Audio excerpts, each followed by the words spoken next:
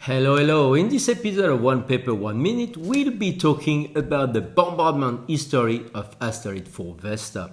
Vesta is a large volcanic asteroid differentiated into a core, a mantle, and a crust, but which got battered by large impacts over 4.5 billion years.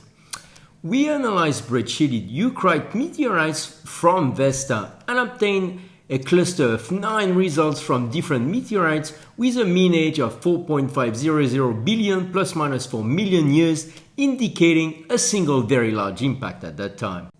The other ages define a range from 3.85 to 3.47 billion years, suggesting that either a fresh surface was created 3.85 billion years ago and recorded impacts until 3.47 billion years, or that the meteorites recorded a continuum from 4.50 to 3.47 billion years, but that most of the oldest part of the history was erased from the record.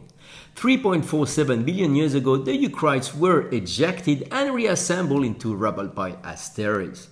See you next time, folks.